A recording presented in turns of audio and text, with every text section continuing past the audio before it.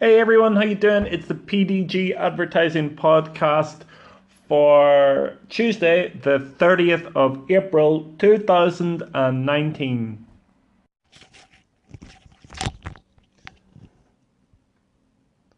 That noise you just heard was me putting on my earphones, and I apologize if this doesn't work out or doesn't sound right.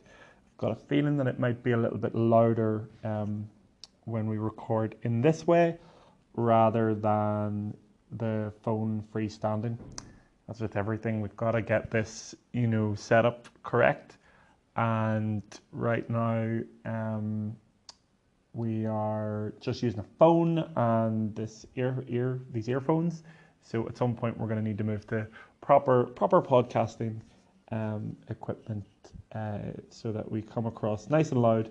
I was out running, and I was trying to listen to the podcast, my own podcast. So not only do I have my voice in my head, I also had it in my ears as well. And I was running across Belfast, and I ran over an overpass, cars below, and the cars were starting to build up, and I couldn't hear it because it was so low. So we're gonna have to do something about that. But right now, this is about as good as it gets. So I hope that this is acceptable and not offending your ears too much. So something came up today on a customer call. Just realizing I think it might be exactly a week since we started doing these podcasts. Might be 2 weeks. Whatever it is, this was with our Australian customer, our women's health brand. And it's so funny.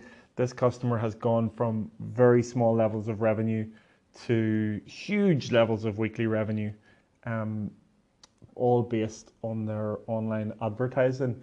Now, this company and this customer, they do a lot of spend on Facebook ads and Google, maybe $6,000. Well, it's more than that. It's about $10,000 across a week on advertising on Facebook and Google. And what was crazy is that we were talking today on the call, and one of the guys on the call, another advertising agency actually, we were talking about some of the things that we wanted to do in ads, and he suggested, well, why don't we kind of coordinate this a little bit and create it like a campaign so that we're hitting people on different mediums across the week. So on Tuesday, we've got this piece of content that goes out across all the channels, appropriate for each channel, and then adverts around it, and then an email newsletter around it. And then on Wednesday we do the same thing. Then on Friday we do the same thing, and then on Sunday we do the same thing, and let's see how it goes. That is how we've all been told that it should be. We've never done that with this customer before. We've never been on these kind of projects before with this customer, and it's kind of shocking the success that they've had by just kind of bulldozing and being rough and ready and putting stuff through that maybe was a little bit more haphazard, a little bit more ad hoc, more feeling how the movement of the social channels was working. So I don't know how that's going to end up. I have an inkling that it's going to go well, and if it goes well, then I think this brand will, go will go really, really strongly in the next year or so. So I'll let you know how that goes. Something else that was interesting that happened on that call was the call is structured like this. We've got our client who owns the business on the call, and then we've got, it used to be just myself and the web developer and the owner on the call. And now the business has grown so much that additional people have been brought onto the call. So there's a graphic designer on the call, there's a pay-per-click expert on the call, and there's an operational manager on the call, and sometimes we even have the brand ambassador on the call as well. PDG Advertising, when I say I on this side, it's a real team effort because I look after the overview of the call, make sure everything's running correctly, make sure we're doing what we said we will, make sure the campaigns are pointing in the right direction, and help provide a structure to what could otherwise be just chaos. And Anthony here works on doing the email advertising for the customer and the reporting for the customer. So it all comes together. There's a lot of different pieces that are moving. But you can imagine, right? So this customer is based in Australia, and the pay-per-click guys, specialists, are based in the UK. We're based in Belfast here. There is a number of people on the web developer is based in Mauritius, and that spectrum. And sorry, the actual business is run from Australia, so the brand ambassador and the operations manager is based in there. Then there's another point to this. The manufacturer of the product that they make is in China, so and they're about to launch in the US. So this is a truly global business, and it then causes unique problems to global businesses like time zone calibrations. I remember in a business that I used to work in, I think I can say it as it was a long time ago, Concentrics in Belfast. Whenever we were working there and reporting, there were times whenever it was the first time that I saw, whenever you're working in a global business, there are certain things that are relatively important, like when meetings happen, making sure that the right time, or when, or what currency you're using. Like this currency uses, this company uses Australian dollar as their base currency, but a lot of systems and a lot of programs, US dollar is programmed into it, and the symbol for US dollar and Australian dollar are the same. I don't know if there's any difference in them, like in reality, but on computers there's no difference in them, and they're not used in any different way. So you could be talking about Australian dollar and American dollar, and that's a problem because that could mean that you way overspend or way underspend on your ad budgets whenever you agree things like that. So a level of clarity and a level of experience with that is very important whenever you're working on it. But the only way to do it nearly is to make mistakes and to, have the problems of, oh, I thought this meeting time was at this time, or oh, I'm not here at that time, or oh, we've just spent on this day too much, so we need to not spend it. So I nearly think there's that paradox that I've talked about before of to become good at something, do you have to fail at it? Do you have to do badly at it first? Certainly feels like it, and you might not trust someone who's screwed something up, but does that make them more trustworthy in the end whenever they've made a mistake and they've, they know not to do it anymore, or they know not to do it again? I guess repeated mistakes are a problem, but I don't know what the answer to that is, but there's something in my mind forming about, how you must make mistakes to go forward. Really interesting morning here at PDG Advertising. We are currently just putting the finishing touches to 22 emails to go out on behalf of a customer in the next couple of days. This requires making sure that the emails are all perfect, that they go to the right lists and the right segments, that the customer's happy with them, and that the customers are happy with them. So it's quite pressured, and it was quite pressured here in the PDG Advertising office, but I feel like we did quite well to work together towards a common goal. And whenever it did start to get a little bit tough, we stopped and we talked it through, and I was really proud of us here whenever that happened. So I don't know, I think there's something very important about whenever things get quite pressured in something. I think that it's important to stop and talk it through and just work out what the plan is going forward, because as soon as you start not talking, then I think that causes pretty harsh consequences. I think it kicks stuff down the road, takes a lot longer. I think talk it through is the best thing, but I think it needs to be done with if something's putting us under pressure, or if something's tough, I think the two people need to talk with the idea that we need to work together to solve it. That it's not one person or the other that's causing any problems, that we just need to work together to solve it. And I've just looked back over, many times where I've had interactions with people working with them, and I'm not sure that I always have come to the table with, I'm ready to work together to sort this out. I think I've maybe, come to the table with, "Oh, this is something you should have done, you should have sorted this out, it's no good." But actually, I think grown up with PDG Advertising, and it was in a good space today where we were able to talk through what we're doing and work together to work it out. So that went really well. Goodness, it's like Tuesday and so much has happened this week already. Had a really nice interaction today with some guys from Think Sign Print.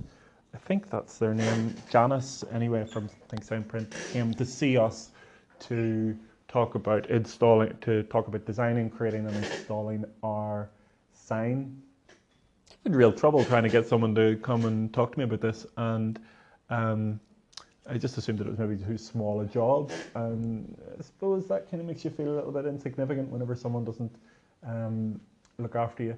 But what was great about these guys is they said they were going to come and speak to me. They came in prepared with a very small presentation. They were very polite, very nice. It was Janice and Steve, and they went through the solution with me.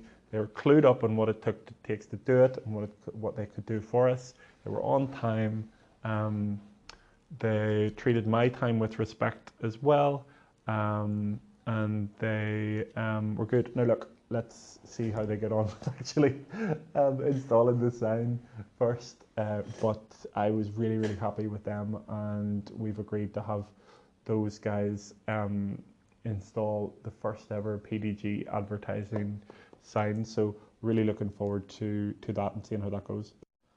Suppose that does just say the importance of going to see someone that you're selling to. I don't think we do that at all here at PDG Advertising.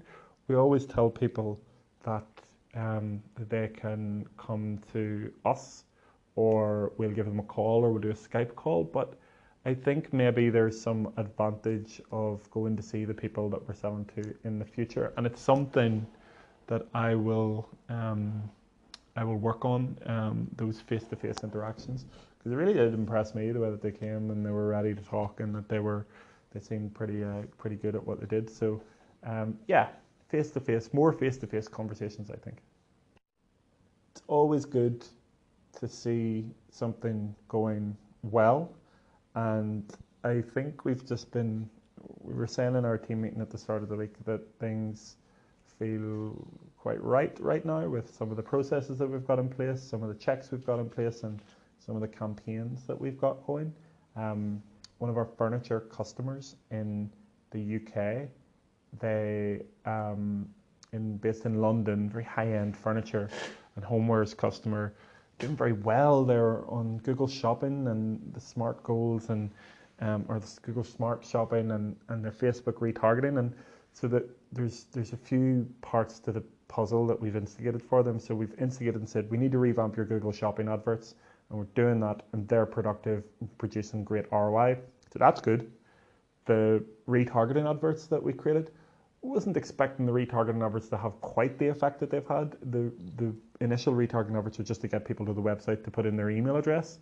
Now that has had a strong effect, but what you expect to happen is people put in their email address, and then it takes a little bit of time for people to purchase. But people are actually purchasing in that instance whenever they're coming back, putting in their email address, getting an email with a 10% discount code, and then they're able to use it on the site, and then it works good. So that feels very good. Not only that, more regular email, but broader email, instead of not just the drip emails that you get after putting in your email address, but the broader email marketing of once a week is absolutely proven productive for this customer. So we're putting in more emails into the funnel, and we're sending out emails on a more regular basis. Also, and that's being productive. Now, the other thing that we're doing for them is social media posting and support on social media posting. So that is kind of going okay.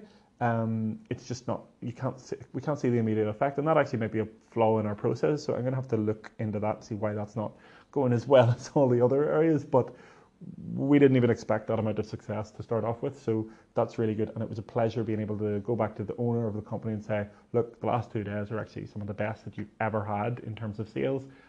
something that we're doing here is right, and we're looking forward to going through it on our next catch up. So that's really good. It actually speaks back to, whenever we have our prep for taking on a customer, and those 2 weeks of going through what we need to do. It shows that how important that is, because without that, there might be a whole lot of issues, and it might not be working, and we looking back and we wouldn't have known what we've done. But taking the time to plan at the start of your campaign with a customer or with your own business, or with anything really, I suppose, is really, really important, and has shown to be really important on any customer that we've worked with that has been successful. Yeah, another thing that we've been doing this week is making sure all our sites are secure, all our customer sites are secure. It's not such a massive thing for us right now. As long as the site is secure in terms of the website, and as long as we're using third-party tools that are professional and are recognized as being secure, that's basically where we live right now. But it's going to become a much bigger thing for us, cybersecurity. It's something that we're not massively worried about now, because we're not storing any data, but that's going to be our world soon. And I can only imagine that data theft is going to be, and data manipulation and theft is going to be an ongoing problem. So something that we've been doing is just being a little bit more conscious of that. And I'm imagining that this will become a bigger thing as we go on. Something really cool happened today, something that we weren't so happy about before, but we had a really bad experience with one of the suppliers that we were using recently, and I wrote wrote